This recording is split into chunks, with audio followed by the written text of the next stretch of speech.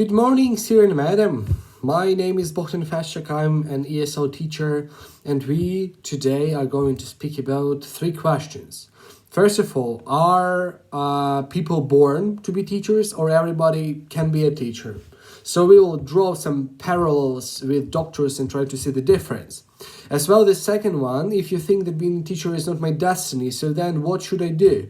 Let's help our fellows to get along with that. Also interesting, right? The third one is that a quotation. I truly think that being a teacher is my destiny, but I don't get good results, both emotionally and financially. What shall I do? So all of these questions are rather interesting, and in a lot of culture there's very kind of materialistic view in the profession. That means that everything can be done if you put enough effort on it, and it means you can be a perfect engineer if you work just a bit more. It means you can be a perfect manager if you work 10 hours per week more. And you can be also a good teacher if you just work a bit more. And I doubt that actually nice, that's good.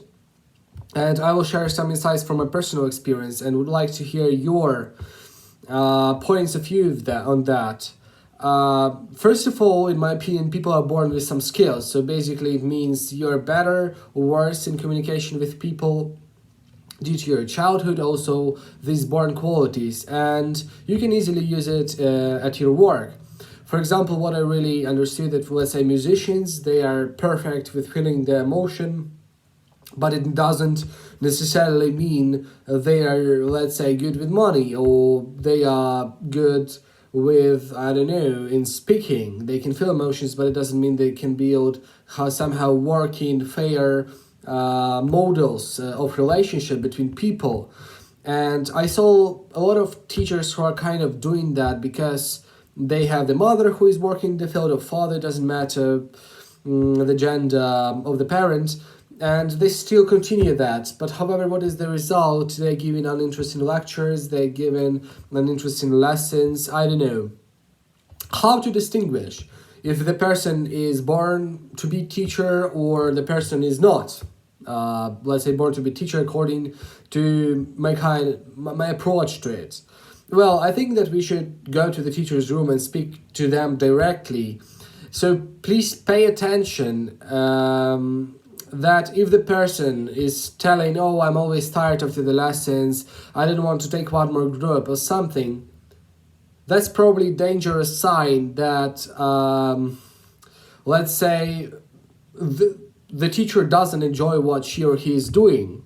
So in my humble opinion, that means that probably teaching is not for him or her, unless it is, of course, a burnout, because burnouts happen if you work too much, especially if you have overload and so on. If these people at the end of the day, they are complaining all the time about the students, how stupid all they are, I think that this exact problem, that this profession is not for this woman or vice versa. For example, for me, I love teaching. I have a lot of groups, but have severe challenges with writing something about teaching. I can do an article, but it's really, I get tired after this process. Myself, I'm sure this is not probably for me. Writing, like being a blogger, the written form is not really for me.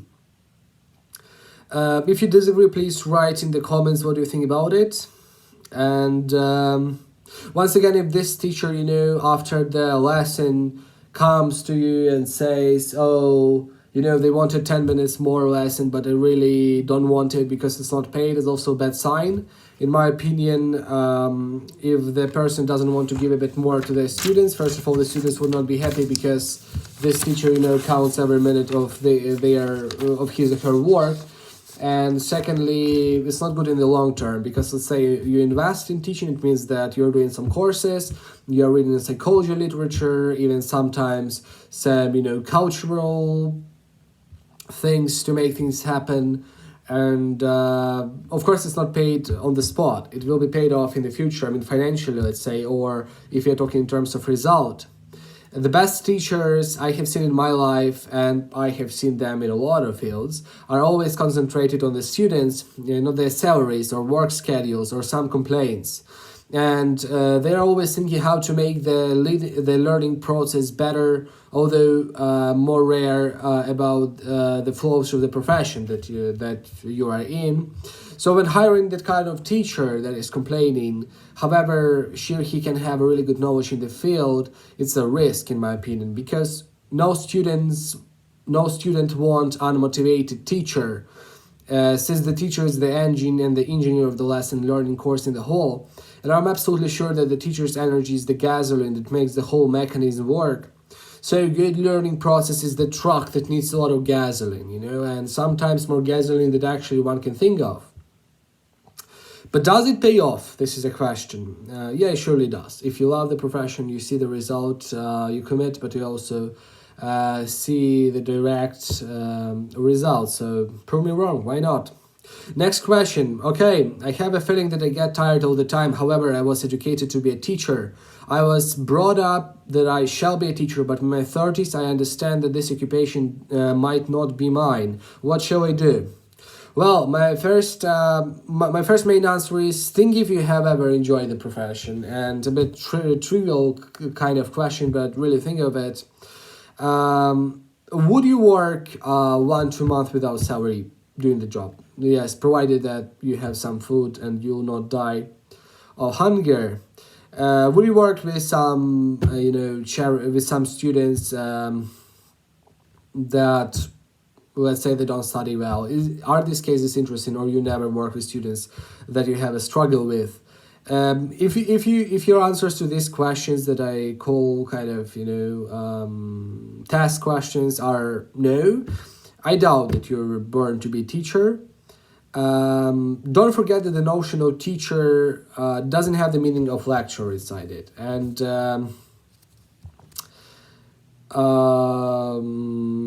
it means that maybe you like lecturing, but you don't like teaching. It's a bit different in the way that you maybe like to provide people with information, but doesn't mean you like to see how their skills are acquired and how they are building up this knowledge. So mind the difference, because if you see yourself in the position of the lecturer in the university, it's not the same thing, of course, as the position of the teacher in the school. And so this is very important markers, this money and lessons. And there was this third question. I think I love teaching, but I have no results that I would be happy with. Advise me what to do. And here the last question from the subscriber is a really complicated topic to give a personal opinion on, and I consider this is a situation not as psychological, maybe psychological. Okay, I mean, do not be too hard on yourself, probably. And secondly, this is a question of environment also. I would really recommend you to change the school maybe and try different ways of teaching. I mean, if you feel bad in strict public schools with a very high discipline standards and maybe too high expectations from the students that you don't share, so you maybe would secure yourself financially for some time and then leave. Because I saw teachers who were extremely unhappy in some public schools here in Eastern Europe, for they subconsciously were unhappy with overcrowded classes, toxic atmosphere in the teacher's room, and some other major and minor issues. Nevertheless, they seemed teaching practice and they found themselves in Montessori schools, and they finally fit it. From what I saw, they even took 10 years, they even look 10 years younger now. So there are kind of miracles, we are talking about. So yes, sometimes I think that to be a teacher, you need to be born a teacher. And if you don't really like it and you have a chance to escape, please do it. So, thank you very much for attention. See you in the next video.